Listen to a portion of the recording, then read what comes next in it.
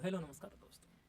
तो अभी तक हमने जो बात की थी वो हम नवोदय का जो क्लास नाइन्थ का एंट्रेंस का एग्ज़ाम हुआ था, वो एडमिशन के लिए जो होता है बेसिकली, तो उसकी हम बात कर रहे थे। और हमने हिंदी और हिंदी की बेसिकली ही बात की थी।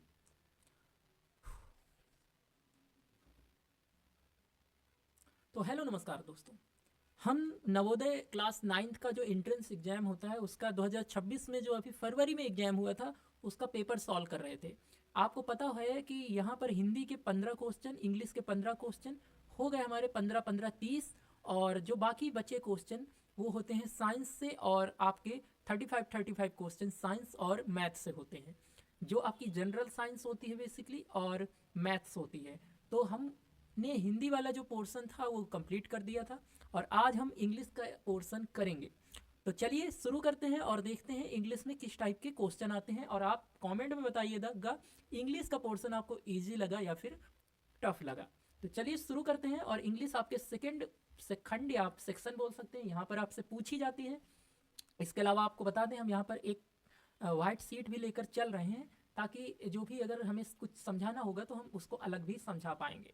तो चलिए वीडियो को शुरू करते हैं और देखते हैं पहला ये जो क्वेश्चन है वो किस टाइप से आपसे पूछा गया है। क्योंकि यहाँ पर पैसेज है तो हम थोड़ा सा इस पीडीएफ को छोटा कर देते हैं।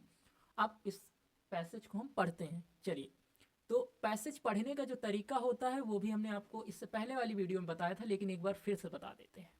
तरीका पैसेज पढ़ने का कुछ इस तरह से होता है, या तो आप इस पैसेज को यहाँ से लेके पूरा यहाँ तक शुरुआत में पढ़ लें, या फिर आप क्वेश्चन पढ़ते जाएं और उसी के साथ जो पैसेज है उसमें आंसर को ढूंढते जाएं। और थर्ड तरीका हमने देखा था, एक बार हम ऊपर ऊपर से पैसेज को पढ़ लेते हैं और फिर अगर हमें ज़रूरत पड़ती है तो एक बार, क्योंकि हमको आइडिया होता है ये चीज़ यहाँ पर है, तो हम उसको उसी तरह से ढूंढते हैं। चलिए, तो हम देखते हैं। Since the early 1900s, many glaciers around the world have been melting rapidly. Human activities are at the root of this phenomena. Specifically, since the industrial revolution, carbon dioxide and other greenhouse gas emission have raised temperature even higher in the poles, and as a result, glaciers are rapidly melting, calving off into the sea and retreating on land. Scientists project that it, if emissions continue to rise unchecked, the Arctic could be ice free in the summer as soon as the year 2040, as ocean and air temperature continue to rise rapidly. तो यहाँ पर जो questions अब हम देखेंगे कि human activities are the at the root of this phenomena. The term this phenomena refers to, क्या है मतलब, A option industrial revolution, B melting of glaciers, C human activities, या फिर डी है ग्रीन हाउस गैसेस। तो option B melting of glacier आप यहाँ पर देखेंगे तो आपको बेसिकली देखने को मिलेगा, है ना। नेक्स्ट क्वेश्चन आप देखेंगे, temperature are rising due to carbon dioxide and green house gases. Option B है अनचेक्ड एमिशंस, ऑप्शन सी है ग्लेशियर काल्विंग ऑफ, या फिर ऑप्शन डी है ग्लेशियर्स रिट्रीटिंग ऑफ लैंड। तो ये तो आप देखेंगे इनका बेसिकली इफेक्ट है।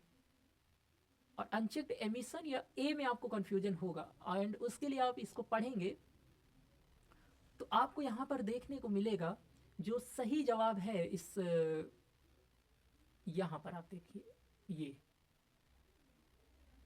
ये तो टेम्परेचर आपको ग्रीन हाउस गैस इन सब की वजह से देखने को मिलेगा, है ना। तो इसका जो सही जवाब हो जाता है ऑप्शन ए हो जाता है, यानी कि आप बेसिकली बात करेंगे कि carbon dioxide and green house gas से रैपिडली ये होता है ना। एक बार इसको ठीक है। ओके, नेक्स्ट क्वेश्चन है, the expression the Arctic could be ice free means that there will be no Arctic circle. ऐसा हो ही नहीं सकता। बी है, the Arctic will become a new land mass, all Arctic ice will have melted, the entire Arctic will be submerged. तो option C एकदम सही है। नेक्स्ट क्वेश्चन की ओर बढ़ें अगर, तो अगला क्वेश्चन आपको यहाँ पर देखने को मिलेगा, जो कि आप अगर देखें तो ये केवल पैसेज से यहाँ पर 3 ही क्वेश्चन पूछे गए थे। नेक्स्ट जो क्वेश्चन है ये आपके थोड़ा फिल करने के लिए, the lotus flower has been declared as के बाद एज द होगा, एन होगा, ए हो गया या एन ही, तो एज द, क्योंकि एक पर्टिकुलर चीज़ की बात की जा रही है। नेशनल फ्लावर बहुत सारे नहीं होते, है ना, ये प्रॉपर नाउन है। It is a sacred flower and occupies a unique position in the art and mythology of ancient India and symbol of have been या हैज बीन. हैड बीन तो पहले था, विल हैव बीन होगा, तो has been क्योंकि एक है तो ऑप्शन बी एकदम सही हो जाएगा. नेक्स्ट अगर आप फिल करने की बात करें यहाँ पे, तो यहाँ पे आपको भरना था 21 वाल में कल्चर टाइम इमेमोरियल. तो फ्रॉम, फॉर, बिफोर या फिर सिंस. सिंस जो इसका सही जवाब है सिंस है, यानी कि सिंस कब से है ये, जो कल्चरल टाइम इमेमोरियल से है ना. अगला है यहाँ पर जो is consider to be survivor 22. It possesses its, क्यों, क्योंकि इट बिकॉज है ना, बिकॉज आल्दो नहीं हो सकता, एंड सो नहीं हो सकता, तो बिकॉज. ठीक है, तो इस तरीके से ये 22 और नेक्स्ट भी हैं कुछ क्वेश्चंस, उनको देखते हैं. वो choose the word similar in the meaning to the. आप बेसिकली बात करेंगे यहाँ पे कि meaning to the underline word. Okay, the traffic on the road kept him fully occupied, यानी बिजी है ना, स्टार्ट नहीं होता, तो ये हो जाएगा. इसके बाद नेक्स्ट क्वेश्चन अगर आप देखें तो यहाँ पे आपको देखने को मिलेगा read the sentence given below and choose the option which correctly changes it into passive voice.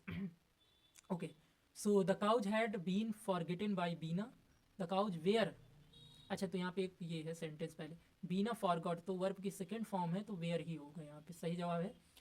Choose the word opposite in the meaning to underline word. Lord Rama was kind to the squirrel, तो kind का इसका opposite यानी कि happy, sad, good सही है, लेकिन cruel नहीं हो सकता, वो अपोजिट है बिल्कुल. चलिए नेक्स्ट है यहाँ पे कि आई विश या आई विशेस क्या होता है. आई के साथ वर्ब में एस आता नहीं, एस आई एस, तो यहाँ पे नहीं होगा है ना, तो विश होगा. विशेस नहीं हो सकता, विश्ड नहीं हो सकता, और इस तरह से बाकी चीज़ें भी नहीं होगा.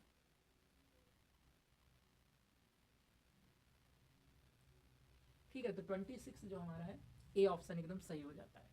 इसके बाद हम नेक्स्ट अगर क्वेश्चन आप देखें तो यहाँ पर आपको क्वेश्चन है दे शैल हैव या must have can go out I don't see any lights in the house. तो यहाँ पर जो इसका 27 का सही उत्तर है दे शैल हैव गोन आउट, मतलब जा चुके होंगे इस तरह से. I am very sorry there is the little होता है, एनफ होता है, फीवर तो गिन थोड़ी नहीं सकते, एनफ बहुत, तो यहाँ पर वेरी लिटिल होगा. यहाँ पे क्या करना था, यहाँ पे basically one who does not believe in the presence, जो नहीं बिलीव करता, नास्तिक को क्या बोलते हैं, एथिस्ट बोलते हैं. थेइस्ट होता है आपका आस्तिक. यहाँ पे आपको इसका डायरेक्ट से इनडायरेक्ट स्पीच में चेंज करना था बेसिकली. और क्वेश्चन था Venkat said Anita will you come with me to the market, और इसका जो सही है विनय, बेसिकली इनको अगर हम ऑप्शन देखें तो Venkat asked Anita if she will go with him to the market, और इसके अलावा था Venkat asked Anita if she would go with him to the market, और Venkat asked Anita would she come with him to the market. या फिर तो देखिए कई बार आपको ये देखना होता है, देखिए इन सब में इफ़ है तो हमको पहली बात इफ़ के साथ ही जाना होगा, मतलब ये एलिमिनेशन टेक्निक है, ऐसा नहीं कि आपको छोड़ ही देना, तो ये गलत हो जाता है. तो वुड ये गलत है. तो इसके बाद अगर आप बात करें तो विल है तो विल का वुड हो जाएगा. तो इसका क्या है, Venkat said Anita will you come with me to the market, तो इसका जो सही जवाब है वो आपको बेसिकली अगर आप बात करेंगे तो Venkat asked Anita if she would come with him to the market, ये है जो सही है. और इसके अलावा अगर आप इसको देखें तो Venkat asked Anita if she would go with, okay okay okay, तो कम विथ है तो कम विथ ही रहेगा है ना, तो गो नहीं हो जाएगा, तो कम का ये ऑप्शन डी आपका एकदम करेक्ट हो जाता है. ठीक है, तो इस तरीके से हमने इंग्लिश के जितने भी हमारे बेसिकली नवोदय में 15 क्वेश्चन पूछे जाते हैं तो 15 क्वेश्चंस को किया. इसके बाद हम मैथ करेंगे अगले पार्ट में, और 31 से हम लेके 65 तक करेंगे, और उसके लिए हमने बाकायदा सब चीज़ें तैयार करके रखी हुई हैं. तो आप बिल्कुल भी परेशान मत होइएगा, एक एक क्वेश्चन का एक्सप्लेनेशन हम आपको देते हुए चलेंगे, आंसर बताते हुए चलेंगे. तो आशा करते हैं आपको ये वीडियो ज़रूर पसंद आई हो. अगर आपको ये वीडियो पसंद आई है तो वीडियो को लाइक कर दें, इस चैनल को सब्सक्राइब कर दें, और शेयर कर दें उनके पास जिनको इस वीडियो की ज़रूरत है. चलिए आपसे अगली वीडियो में मुलाकात होगी, तब तक के लिए धन्यवाद.